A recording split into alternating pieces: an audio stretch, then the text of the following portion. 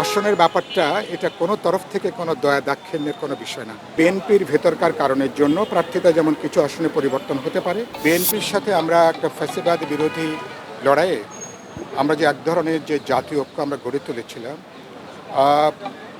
বিপ্লবী workers party, গণতন্ত্র মঞ্চ, বিএনপি সহ সবার সাথে ৩১ দফার ভিত্তিতে আমরা একটা রাজনৈতিক আমরা একটা ঐক্যবদ্ধ অবস্থান নিয়েছিলাম।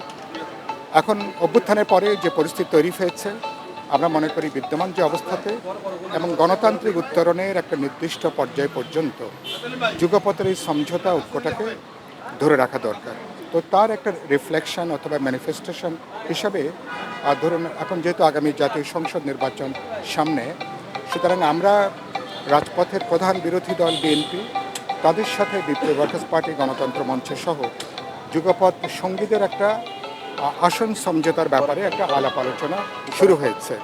তো আমার মনে হয় যে এই আলাপ আলোচনাটা আমরা ইতিবাচকভাবেই দেখতে চাই, কারণ আপনি জানেন যে বিএনপি ২ দফা তাদের প্রার্থিতা ঘোষণা করবার পরে এটা যুগপথ শরিকদের মধ্যে একটা ভুল বার্তা গেছে, কারণ অনেকগুলো গুরুত্বপূর্ণ আসনে যেখানে বিপ্লবী ওয়ার্কার্স পার্টি, গণতন্ত্র মঞ্চ বা যুগপথ শরিকদের শীর্ষ নেতারা ছিলেন, বিএনপি সেখানেও তার প্রার্থিতা তারা ঘোষণা করেছেন। এগুলো মিলে এক ধরনের মনস্তাত্ত্বিক দূরত্ব তৈরি হয়েছে। ইতিমধ্যে আমরা এক দফা বসছিলাম, আলাপ আলোচনা হয়েছে এবং আলাপ আলোচনা করে আমরা একটা বোঝাপড়ার ভিত্তিতে, একটা সমঝোতার ভিত্তিতে আমরা আগামী জাতীয় নির্বাচন করব। সাধারণভাবে এরকম একটা ঐক্যমত জায়গাটা তৈরি হয়েছে।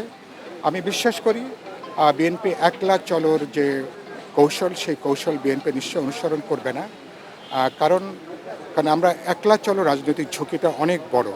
সামনে যে রাজনৈতিক অবস্থান এবং নির্বাচন এবং গণভোটের পরে যে রাজনৈতিক পরিস্থিতি তৈরি হবে, তাতে আসলে এই ঐক্যটাকে চোখের মনির মতন করে ঐক্যটাকে ধরে রাখা দরকার।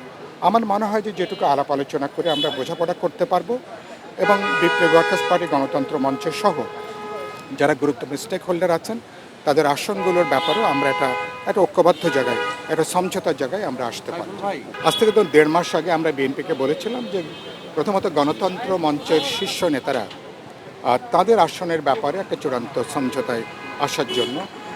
বিএনপি তাদের প্রার্থিতা ঘোষণা করার আগে এ ব্যাপারে আমাদেরকে স্পষ্টভাবে কোনো কিছু জানাতে পারেননি, ফলে একটা অস্বস্তি তৈরি হয়েছে, এক ধরনের ক্ষোভের জায়গাটা তৈরি হয়েছে।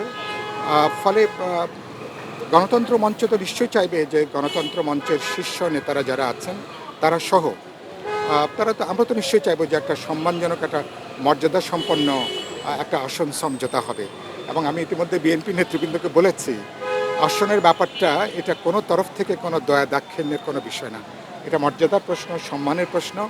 এটা লড়াইয়ের অংশীদারদেরকে আপনি তাদেরকে পরিপূর্ণ মর্যাদা দেবেন, তাদের আগামী জাতীয় সংসদে লড়াইয়ের মানুষগুলো যাতে প্রতিনিধিত্ব করতে পারেন, লড়াইয়ের ঐক্যটা যাতে আগামী সংসদেও থাকে এবং পরবর্তী গণতান্ত্রিক উত্তরণও যাতে তার একটা ম্যানিফেস্টেশন ঘটে, এটা নিশ্চয়ই আমরা দেখতে চাইব। সংখ্যাটা বোঝা যাবে আমরা আলাপ আলোচনা করবার পরে।